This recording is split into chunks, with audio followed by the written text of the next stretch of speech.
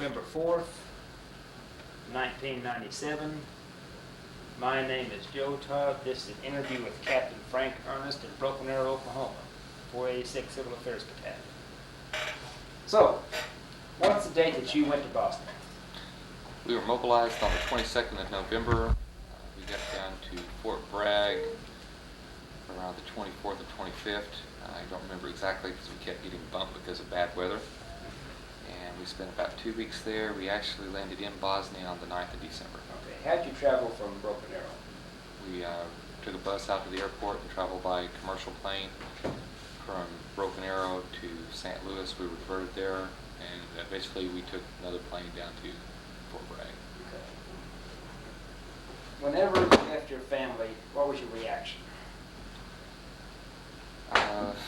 Having just came off of active duty, I'm kind of used to having the separations there. There was a little bit of excitement going to Bosnia, something different. First time I've ever been deployed where somebody was actually shooting, or where I thought they were actually shooting. And there was some sadness having to leave them because we were told we were going to be gone for 9 months, or to expect to be gone for 9 months. And sad, happy at the same time.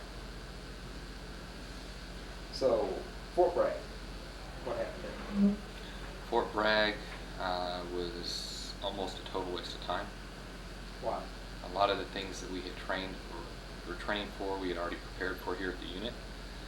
Some of the things that we went through were very similar to what we had done at the Civil Affairs School, and they were training us for conventional tactics, conventional civil affairs. We would fall in by doctrine on a battalion or brigade doing the conventional mission. And when we arrived at Bosnia, probably 95% of the stuff that we were told didn't apply. Briefings were outdated or wrong, in my opinion.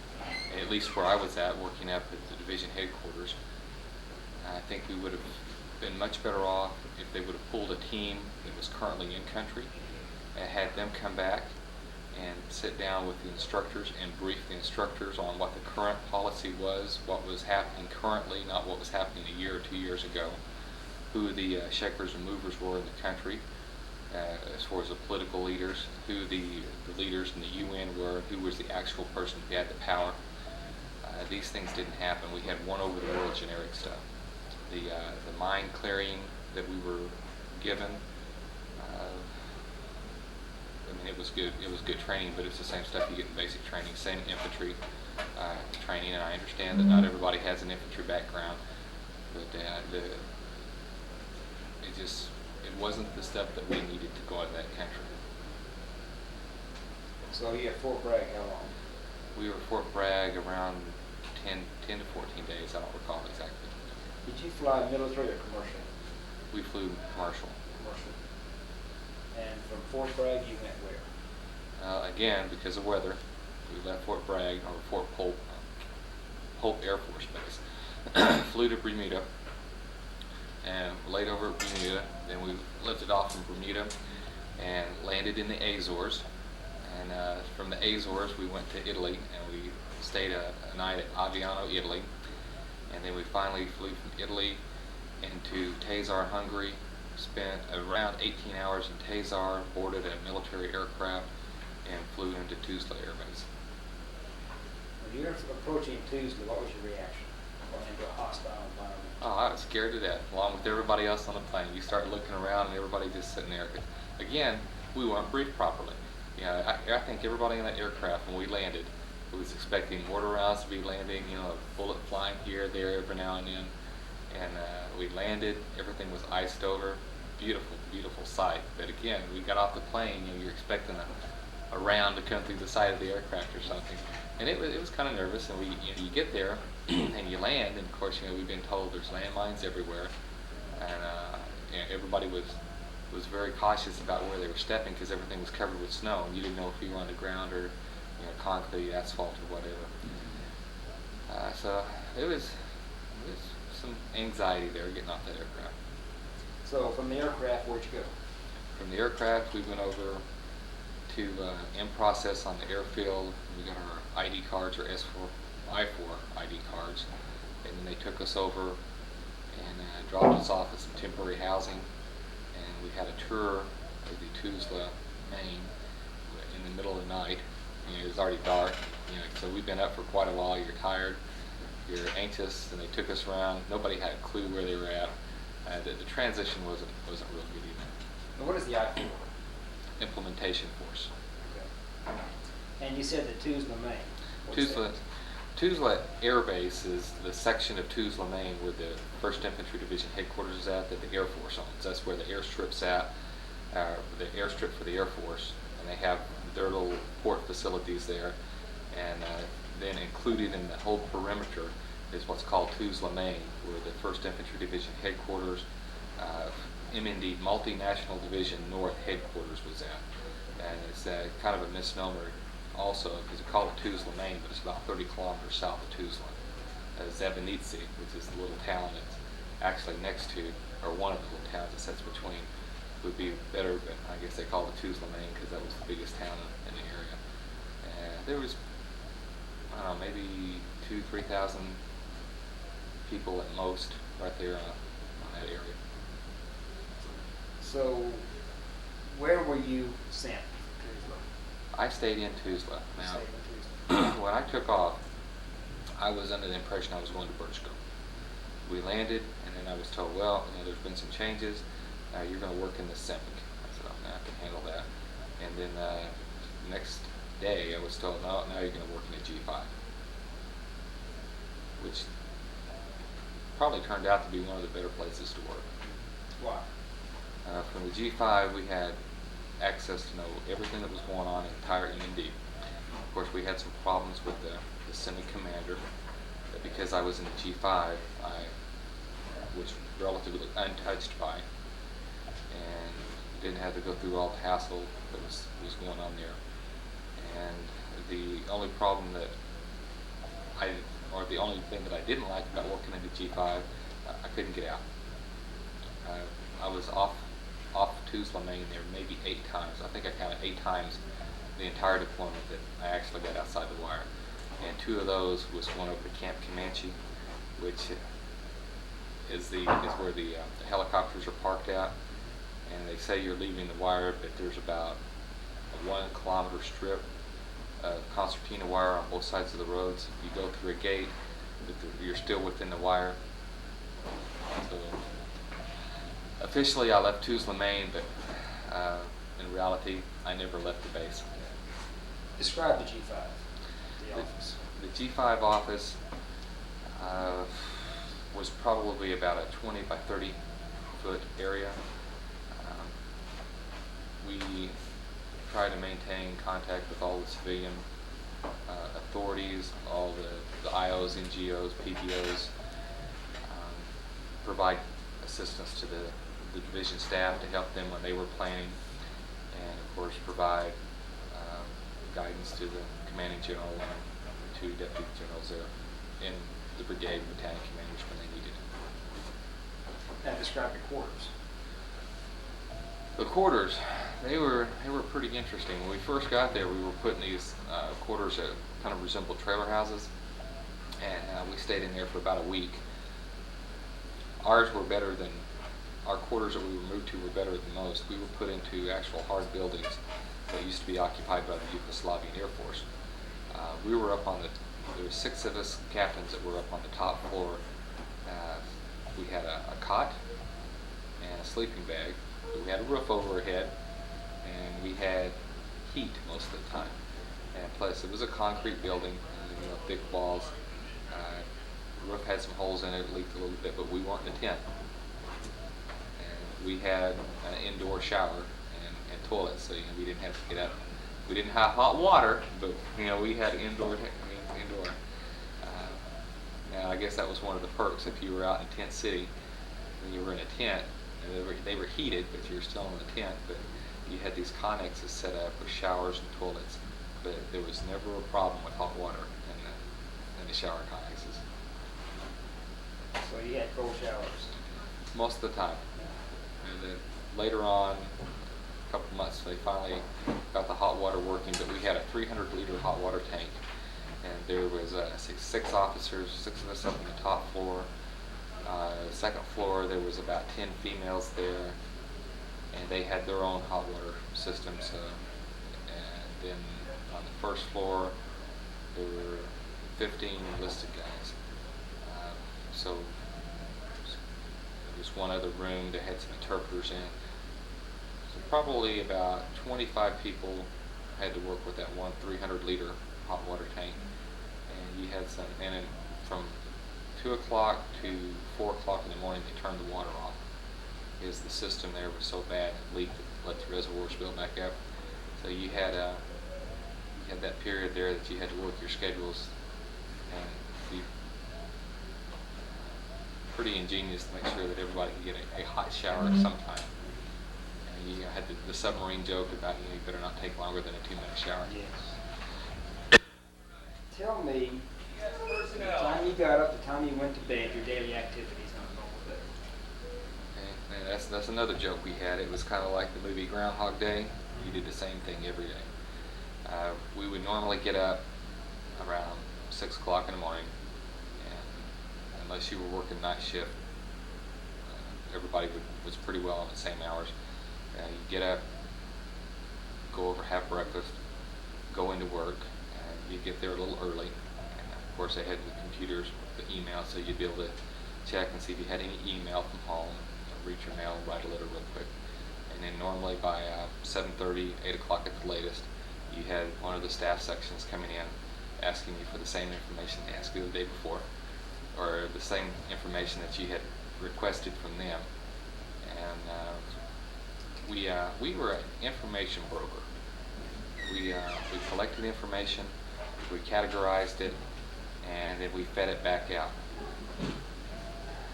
So we would work till about noon, rotate off in groups of 2 to go for chow, come back around 1800. The division brief would start.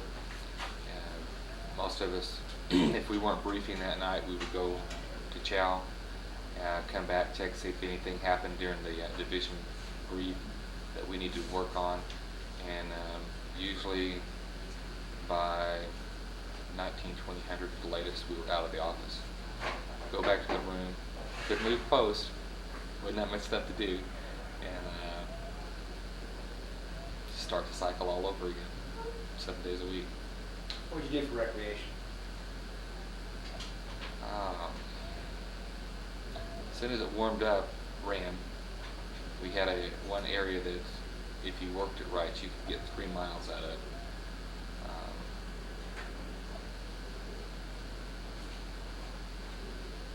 There wasn't a whole lot of stuff to do. I mean, they had the gym, but the gym was packed. With the hours that we were working, to be able to get over there wasn't real convenient. I was really disappointed. This is getting off the subject a little bit, but I was really disappointed in the quality of the majors over there. The field grade officers, to include active duty, were very disappointing. The captains pulled the load. The senior NCOs pulled the load. During the day, and we actually looked forward to when the majors would leave, because we could get stuff done. The majors would take off from starting about 10 until about 1400. They would go to lunch, do PT and stuff, and that was great, because again, that was our prime work time. But watched the 4 of us went in together. I bought a TV, Captain Johnson bought a satellite dish, another captain bought a satellite receiver, and another captain bought a VCR. I watched more movies. I got caught up on all the movies I had missed in the last 10 years. Watched a lot of TV. Played a lot of chess. A lot of computer, just internet. And when you said that you were an information broker, what kind of information would you get and then feed back out? We would collect up information on all the policy letters that the United Nations had put out. Anything that I4, S4 had put out as far as policies, any of the non-governmental organizations that were working in the area, We would collect information from them. We would collect information on what resources were pre-existing in the countries, or in Bosnia and Croatia. Not so much Croatia, but we needed to know what they had, so when we started doing the inter-border trade, what we could have there. We pulled a lot of information from the embassy, from the former Yugoslavian embassy. We could get on the internet, pull information there to see what was pre-existing in the country, and then we would use our teams to go out and find out what is currently there, and then we'd get the databases of the private organizations, the United Nations, and we would start trying to link projects up. This is what was there before, so you can probably make the assumption that it'll work again because it worked before. This is what's there now, and this is the assets you have, so let's try to plug this in and get it to work. But at the same time, you had to look at the political situation, and the good guy, bad guy. Well, the Muslims are playing ball, so we'll link this up, and the Serbians aren't doing so well. And a lot of the troops on the ground, the battalion commanders, you really had to get with them and be very diplomatic when you spoke to them, of course, because they're the guys who commands the ground. But they would be captured by the local populace. The Stockholm syndrome or whatever. They work with these people on a daily basis. But of course, they're friendly to them. They want these things to happen, and they lose sight of the big picture about what you're trying to do at the national level. And when they would want a hospital, or I guess a hospital is probably a bad example, but when they would want some type of project done to improve the quality of life, and we're trying to put pressure on the Serbians to cooperate, and you'd have to tell them, well, I know that's a good project, but they're not cooperating, so they're not going to get. Again, all this stuff is Department of State ran, and that was a hard concept to get all the military to understand, is that they weren't in charge. But you would take all this information that you had gathered, and you would try to massage it, and then come out with a plan that you would advise the actual commanders. This is what we would advise you to do. This is why we advise you. This is why we suggest you not do this. And oh, by the way, even though if we run this up and it gets initiated, the Department of the State comes by and says, nope, you can't do it, then it's going to fall apart. Or on the other hand, if we're trying to leverage some action over here and tell these guys that, no, we're not going to let you do this because you're not cooperating with us, at the same time, you never knew when the Department of State was going to come right behind you, pull the rug out from under your feet. I mean, it's just all these things, all this information that we were trying to control and get from Department of the State and feed down to the commanders on the ground what their current thinking was and keep them advised. Everything over there, it was not about who had the biggest tanks and stuff, it was about who had the most information. What is the problem in Bosnia? Hatred. You cannot tell the difference between a Bosnian or a Serb. When we'd go out, and all the teams that, they'll tell you the same thing. They would go out on the ground to talk to somebody. The first thing that the person wanted to know is, what's the name of your interpreter? And by listening to the last name, they'd be able to tell if they were Serbian or Muslim heritage. You could look at the person, couldn't tell. And the way the country is set up, the mountains and stuff, and the transportation, it's like the little valleys are isolated. When you look at the demographics of the population, you would have a group of Serbians nationalities living right next to a group of Muslims or Croatians, but they only did business in their little village. They were friendly with each other, but they just kind of stuck together. When you would get a small group of Muslims and a small group of Serbians or Croatians together, they were as nice as they could be, they were friendly, but when you would start massing them together, it was, those guys, those are the bad guys, and it was just, and you couldn't get them nailed down. Well, why are they the bad guys? Well, and they would go all the way back to hundreds and hundreds of years. Well, they did this. Well, what did this group of particular people do to you? Well, they hadn't done anything, but their grandfathers, and they always go back and dig that hatred up. And the closest thing that I can equate it to is the same problems we have here in the United States with the gangs. I don't like you because you're a blood, and I don't like you because you're a Crip. There's no difference. Same people. It's just one claims to be a Muslim, which really isn't a Muslim. It's just a name only, and the other claims to be a Serbian. but live in the same country, and it's just they have developed that hatred over the years and years, and it's been passed on from generation to generation that I can't like you because you're something different than I am. Why is it called ethnic men's and men if it's the same group? I have no idea. That's a misnomer. It has nothing to do with religion, and it you can say they're ethnic, but the bottom line is they're the same people.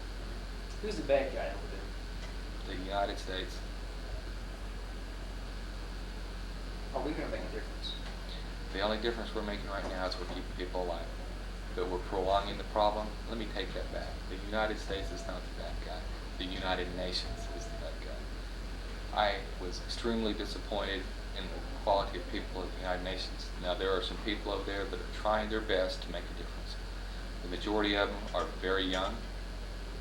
When I was introduced to the United Nations team, I was shocked at how young they are.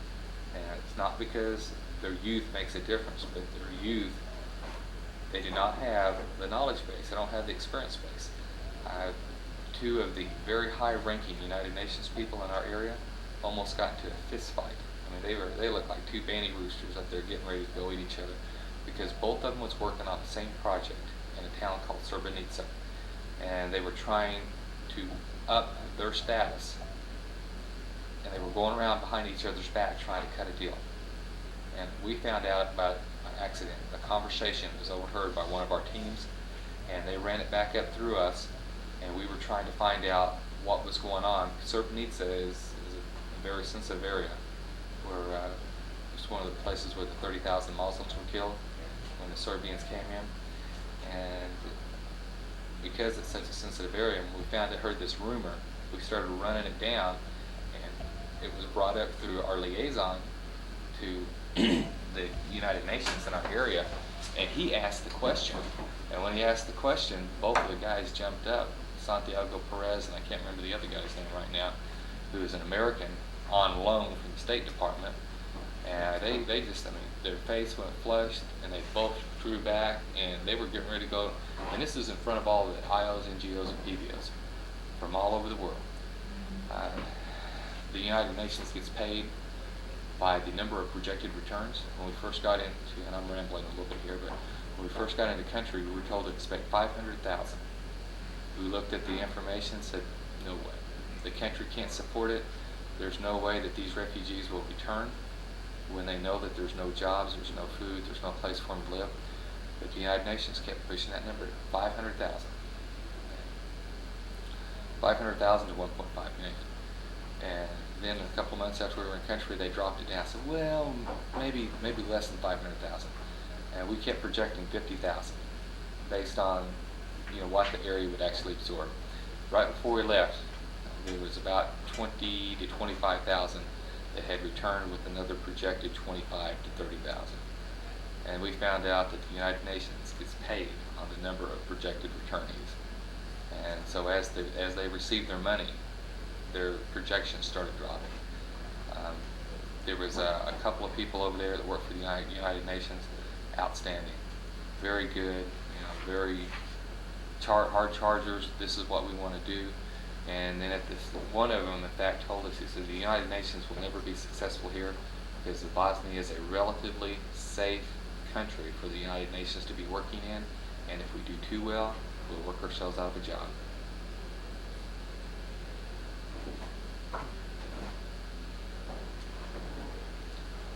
And as long as we continue to, the U.S., and again, this is not a military, this is a political area. As long as the Department of State allows us to go and be there without forcing the issue, nothing will change. Do you have any contact with local people? I had contact with the translators, and again, I didn't get off post that much. A few times. But as far as just going out and talking to the common person, I didn't get a chance to do that. The translators that you came into contact with, what was their attitude?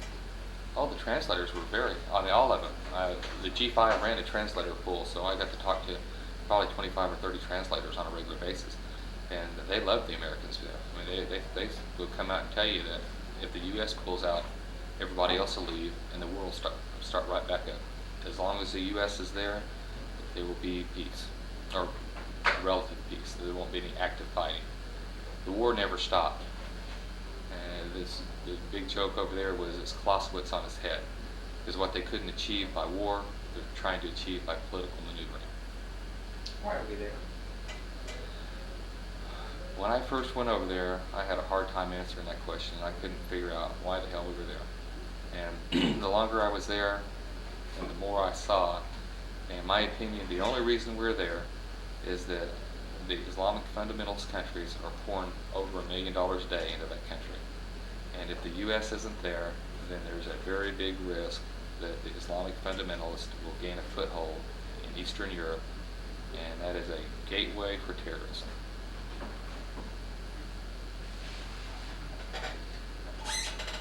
What is your best memory of Boston? Going out the gate on the way home, I absolutely hated that place. About 2 weeks after I was there, when it became apparent that this was not a winnable solution, the division staff, there were two generals over there that I respected, General Meigs and General Apizade. General Clemens left shortly after we arrived there. He seemed to be pretty good. Everybody else was over there trying to make a name for themselves and trying to get some type of advantage over the others. I watched primary staff officers slice their staff to pieces on little things that they would be embarrassed on. The G3 came in one day and he says, I really can't tell you what's on my slides because I haven't looked at them. And this is a guy who was a former CASQ instructor and obviously had gone through CGSC, should be in a position to know, and it wasn't because that he didn't have time, because I watched him. I had just come off shift in the battle update brief tent, and he had sat down, unless he was just deep in thought, but he had sat in his chair for probably an hour and a half doing absolutely nothing, and then he walks into this same meeting that I had also just came off shift to brief him. And he sits there and he says, I haven't even reviewed these slides. Well, what the hell was he doing? He's the G3. He should have been there instead of just sitting on his butt doing nothing. I watched the G2, and I have a good friend of mine that he was the S2 in the infantry battalion I was in when I was stationed at Fort Lewis. And this guy came in, and he had gone through all these slides, and he had just went over one of the slides that they weren't sure how the general was going to react to. And he just turns around and just rips his major, his assistant, up. Why is that slide in there? I told you to take that slide out. They never done it. It's just totally uncalled for. This was not a high-stress situation. There was the stuff that was being briefed wasn't going to get anybody killed. This was just strictly, you embarrassed me in front of somebody, so now I'm going to take it out on you. Before we left, the G2 and G3 had teamed up, and there was so much pettiness there. And there was no mission. They were looking for things to do. Now that was on the Army side. Then you go over and you look at the international agency side. They were trying to do the same thing. They were getting their funding to go in and do great things in Bosnia. And a lot of the countries were starting to ask them, well, what's going on? What's happening? Where's all this money going that we've been giving you? And so they started looking for things to make themselves look good. The United Nations was doing the same thing. Well, how can we justify pouring all this money in here and there's no peace? In the political arena here in the States, reading the newspapers and stuff, all these questions were being asked. And so they're scrambling, trying to justify their existence over there. And the Bosnians, and they're doing the same thing. The Muslims were much, much smarter politically than the Serbians. And they would set the Serbians up. If the Bosnians would do something stupid that embarrassed themselves, they would set the Serbians up to Brčko is a prime example. A little town outside of Brčko. Every time something would happen wrong with the Muslims, they would come in and say, well, we're going to go resettle Gajevi. And they knew what was going to happen. The Serbians had told them, we will not let you resettle here. So the Muslims would go marching towards Gajevi and start building houses, and the Serbians would come in and burn them down and beat some people, and that'd take the heat off of them. It was just continual political maneuvering. And everywhere you looked, nobody was willing to solve the problem the only solution of the political leaders of both the Muslims and the Serbs was annihilation of the other one. And that's all they were willing to accept. And you'd ask I talked to the translators and asked them, what's your opinion? If we left, what's going to happen? War's going to break out. Well, why? And one day we were riding back from Tuzla, and I had a Muslim and I had a Serbian. And I said, well, you guys get along fine. He says, oh, that's right. This is the common people get along fine. It's our political leaders. And it's not just the 50 years of communism. Before you go into the communism, you go back and you have all the feudal lords, all the way back for 1800 years or so, and the people are just so used to having somebody else make their own decisions that they don't have to make the decision. And well, if our bosses tell us we got to go fight, we got to go fight. I said, do you believe that? Oh yeah, if we have to go to war, said, you guys are going to shoot each other just because somebody tells you to? Well, that's what our leaders tell us. That's what we have to do, and that's the mindset. And that is a big problem that the majority of the American commanders had over there. They didn't stop to take in the cultural difference. Everybody says, well, there's a cultural difference, and they said, yeah, we know that. But they didn't take that into consideration that Americans do not think the same as the rest of the world. What is the solution? Two solutions. One is the United Nations allows the United States to declare martial law. Politically, that'll never happen. Second solution is to pull all the troops out, and with the training equipped, probably within 30 days or less, probably much less, there will be no problem because the Muslims will push the Serbians back across the Drina, and they will be back into Serbia proper, and there won't be any Serbians to bother them. My understanding is that right before we made them stop fighting, the Muslims were begging to give us 2 more weeks. There won't be a problem. And when you look at the map and you see where the Muslims were at, how they were starting to come in those 2 weeks, there wouldn't have been a problem. There wouldn't be any Serbians left in Bosnia, but there wouldn't be a problem. Are you glad you went? Yes and no. I think that I did my family a great disservice, because in the great scheme of things, I made 0 difference. But at the same time, I personally learned a lot. I learned a lot about how politics operates. I learned a lot how the military has to operate in a political environment. I learned a lot about myself, but at the same time, I look back, when I came back, how much my family had grown, my daughters had grown, and it's very hard for me to justify having spent 8 months away from my family for absolutely nothing. Great disappointment. I think I was very excited about having a chance to go to Bosnia because I thought I could go there and make a difference. But coming back and looking back, I learned a lot, but I really can't. If I had to do it over again, I wouldn't go, given the opportunity. Obviously, if I'm told I'm going to go, I'm going to go, but given freedom of choice, I wouldn't go. What is your best memory of Bosnia? Leaving. I cannot tell you that I have a good memory of Bosnia. The majority of the time I was over there, 2 days after I got there, I got sick. I was sick the whole time. I'm still sick from sinus infections and respiratory infections. My happiest memory is when I left. I drove out the gate and saw the gate as the bus turned, and I saw the gate. What's your worst memory? Oh, the worst memory, again, is almost right when we were getting ready to leave. There's no plan at the regional level. I had finally got a meeting set up with the Minister of Refugees and Returnees at the regional level. I had been working with this with several people, and finally got the meeting set up. And the day of the meeting, and our replacements had come in, and the day of the meeting, again, another major came in who was going to take over one of the teams that was there on Tuzla, and decided that he was going to rearrange the teams And even though this meeting had been set up for about 2 weeks now and everything was laid on, he decided it was more important that he move his teams to another post, and it took my vehicles away from me, and I did not have the ability to go in, and he didn't care. Didn't care. And I thought, here's a chance that we're going to get to talk and get some stuff going at the regional level, as the teams are going out and they were working with the local mayors and the local area. So we're going to be able to take all this information. This is how bad it was.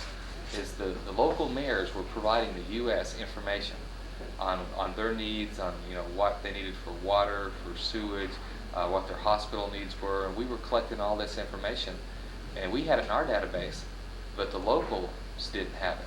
The Tuzla Canton minister didn't have the information that we had.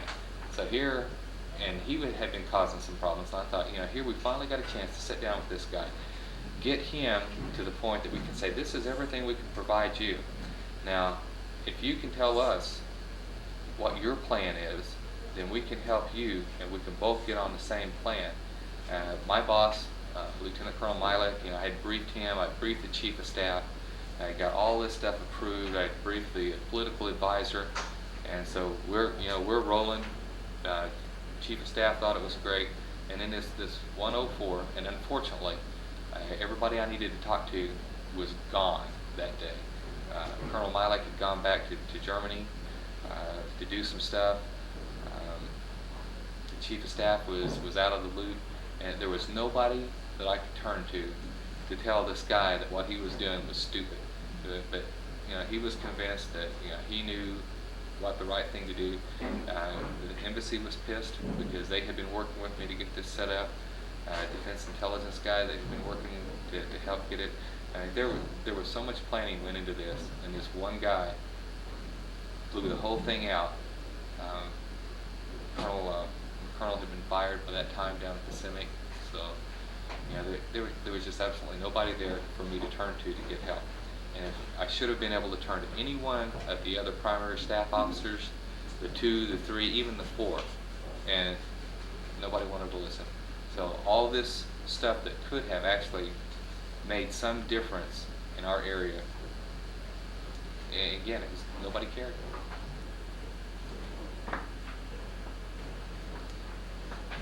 What would you like to tell your grandkids and great-grandkids about Austin? Here's a prime example of a country tearing itself apart. Where I teach at in middle school, I've used Bosnia several times trying to get them to understand what gangs are doing, that because of this hatred over stupid things and not looking at the big picture, this is a result. The only thing I can use Bosnia is a bad example of what not to do. I have just got such a negative attitude about that place. I just absolutely hate it. When did you return to the States? I got back to Oklahoma on the 27th of June. So I think we're at Fort Bragg 4 or 5, somewhere around the 22nd of June. Has your attitude toward this country changed since you've been to Boston? Yeah, it has. How? I politically, I think that we're just going in circles. We're not accomplishing anything. There's a sign out here in Broken Arrow that says, "Get us out of the UN." I think that's the stupidest sign. If the UN is going to continue to take a lead in the world, then somebody, such as the U.S., needs to step up and make sure that the rest of the world doesn't think like us. And there's some people out there, and I see our current government just giving stuff away left and right, and it really pisses me off. I see what the U.S. has. I appreciate the U.S. a lot more when you see what the other countries are and how they operate. And I really get irritated. It upsets me that we have people who either are so naive or just flat don't care. And I can't say which one it is because I don't know the political leaders. But at the same time, I do see a few that I think are trying to help. But yeah, my attitude of the country has changed a lot. We are not the world leader that we should be, and we don't have the political will. We have the ability, you do not have the political will. You got to go out and take a poll. And who cares what the Bosnians think? If it's in their country, obviously they care, and we should care what they do in their country. But what we do, I don't care. I mean, this is the United States. I don't care what Mexico thinks. If they were so good, they would be a world power. So, yeah, I have a superiority complex, and I think we ought to step forward and lead. Or get the hell out of the way and leave them alone. But don't go in there and do some half-assed job like we do. Anything else you want to say? Any comments? Oh, I probably will when I get through.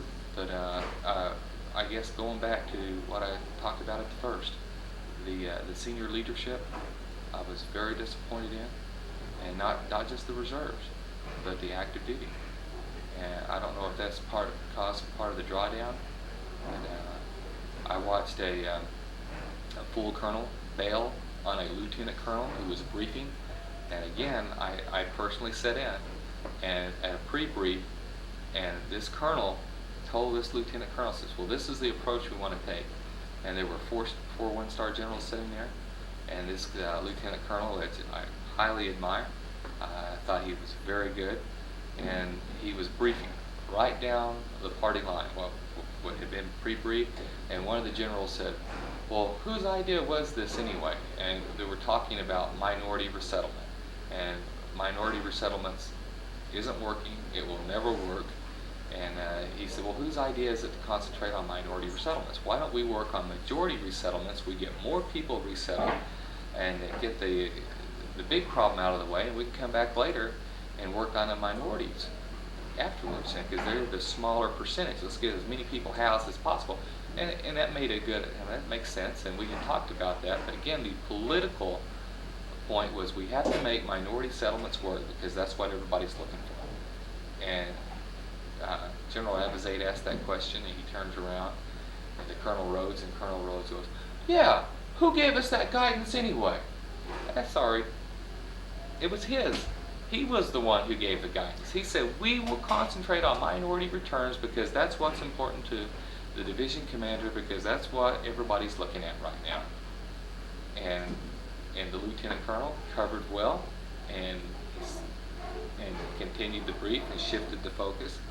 And it wouldn't have taken anything for that full colonel to turn around to the one-star and say, well, this is why we're focusing on this, and this is why.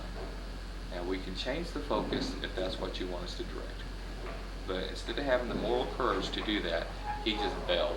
And every day I saw something like that. I also saw, and I think I have credibility on this because I left active duty on March of '96 and was called back up on the 22nd of November.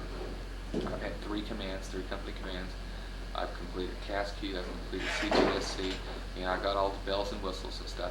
But just by the fact that I was a reservist, I was treated as a second-class citizen. I had baby captains, and I'm promotable. I had baby captains that were coming up, that were on active duty, who just naturally assumed because they were active duty that they knew better. The division staff, here's one of my members that really pissed me off. The Division G3 did not understand that the job of the Division G3 is to make the big plan. When we would submit a plan, they wanted to see our full plan on what we were going to tell our units out in the field to do. And I got more fights with them saying, you don't need to know. The only thing when we submit a plan to you is you're going to tell us, or you're going to send a plan down to the other units that we don't own within the division. If we need an MP unit to bring a dog out to search a train that's going to be passing through, well, all you need to get involved with is to say, support this action. You don't need to know that I'm going to have Private Schmedlap go out there and mark point A and point B. You don't need, you need to know the general plan, but you don't need to know the specifics. And again, I think this was because we were reservists. They wanted to look at our entire operation. Wasn't any of their business. You tell us to do this mission, we write our operations order, and when I say we, I'm talking about the civil affairs, because again, we were that interface between civil affairs and division staff, and any civil military operation that took place. But every time the CIMIC would write an operations order, the Division G3 wanted to look at it, and they wanted to go through and make changes. It wasn't any of their business. All they needed to know was, you give us this mission, you give us the additional assets that we don't have, and then we make the plan and execute it. But they wanted to get involved because they didn't have a job. There was no job. Instead of them focusing on the regional level like they should have, and again, this is a civil affairs, they wanted to go out and find something so they could put another mark on the wall. I got so frustrated with that. They didn't understand civil military affairs, they didn't understand the job of civil affairs, and they didn't understand their job when it came to support. And they didn't want to listen because you were a reservist and on active duty. And that went from the lieutenants all the way up to the battalion commanders. And when we got up to the brigade commander and the general officer level, much better understanding of what the civil affairs could do for them. Some of the civil affairs teams, and again, this is hearsay because this is just what other team leaders told me, was they got out, and because they were civil affairs and these guys were active duty infantry or armor, then whatever they had to say wasn't important. You didn't know, and the attitude was, yeah, we're going to have to go out and do you guys' job again. Things that could have made life much simpler. We had this 4-vehicle convoy rule. Civil affairs only had 2 vehicles to start with, but you couldn't move anywhere unless you had 4. So if you've only got 2 vehicles and you have an infantry battalion over here that has 160 something vehicles, it only makes sense that you augment your civil affairs team so they can do the mission that you want them to. They didn't want to support us, and a lot of the civil affairs teams had to link up with the PSYOP team or with the special forces teams to get the 4 vehicles and go out and do the job. So if you're not going to give the person the assets to do the job with, how do you expect them to go out and do the job? And then there was little things that if they would use the teams properly to train their people to do, it could have been done much simpler, instead of just trying to say everything there is to do, you civil affairs guys go out and do it. Well, the civil affairs should have been used as a staff section to train the other people to go out and do these jobs. But instead, because nobody wanted to listen, we know it all, we're the guy in charge. Civil affairs, as much as they did over there, could have done so much more. This has been a good interview. Anything else? Again, when I walk out of here, I'll probably think of something else. But Always do a follow-up. This whole deployment was so irritating to me because there's so much that could be done that wasn't. There is something else. The screening process. There were people that ended up over there that should never have been allowed to go. There was one guy from another unit that was going through a divorce that was probably suicidal for 2 or 3 weeks, and he finally snapped out of it, and by the end of the deployment he was doing better. But again, he did not function. He could not function and should have never been over there. And probably the reason he went was so that he could get away from his wife, away from the situation, and he thought that would help him. But should not have been there. I mean, you got a suicidal guy there that's got a 9mm and 45 rounds of ammunition. Shouldn't have been there. You had a host of people for various reasons that should not have ever been allowed to deploy. And the screening process was not done well. The teams, when we left, there was not a single person that I know of that deployed on the same team that they were on when they left here. As far as the direct support detachment, the group that I was originally with, I was not working with a single person that was on my team. So what's the purpose of having teams over here? And again, everything that we were taught in the civil affairs course and at Fort Bragg was geared towards a conventional civil affairs mission with the European scenario. This was not the typical mission. The things that we did over there, we did not deploy by doctrine. We were not employed by doctrine. the way we were employed, which I think was pretty effective, that we weren't prepared for it when we hit the ground over there. We had teams set up at the battalion level as opposed to brigade level. In fact, we had multiple teams at the battalion level. We weren't prepared for that, and the mindset wasn't there. The idea that how we were going to operate, we weren't prepared for. If they're going to continue to do this, and I know every mission is going to be different, but if you've got somebody on the ground and you've got another team coming, or another unit coming in to replace you, they have got to get those people out of country and back and brief. And when we left, we sent Colonel Farr back. I think he was the only one who came back, which was fine for the headquarters, but it did nothing to help the people out on the ground. The teams out on the ground. We could have done a much better job. We could have sent 4 people back without degrading the mission, and the guys coming and hitting the ground would have done much better. Internet, probably 95% of the stuff that we were doing there was not classified, and we could send stuff back to the unit on the internet. When the guys hit the ground, all the stuff that we had sent, very few of them had seen it. So even though we sent tons of information back, we sent tons of email, internet sites, computer training. For civil affairs, you've got to have computer training. You've got to, especially at the headquarters, you've got to tell these guys how to use the internet. There was so much information out there. We had the Bosnian Embassy, the U.S. Embassy, Department of State, CIA information pages. We found the United Nations, and a lot of the stuff we found just by trial and error, getting on there, seeing what's there. There were documents that we couldn't get a hold of. We were able to get on the internet, go into the home pages of these different organizations and pull them up. And we had brand new, fresh, not Xerox copies 5,000 times wadded up and pulled out of a trash can, but very fresh, the latest changes and everything. So those are the things that we should have been training on at Fort Bragg. And again, broken down to teams by our specialties. We have linguists that have been working for the United States for 2-3 years, both American linguists or American citizens who are some were from Bosnia or the former Yugoslavia. We have local nationals.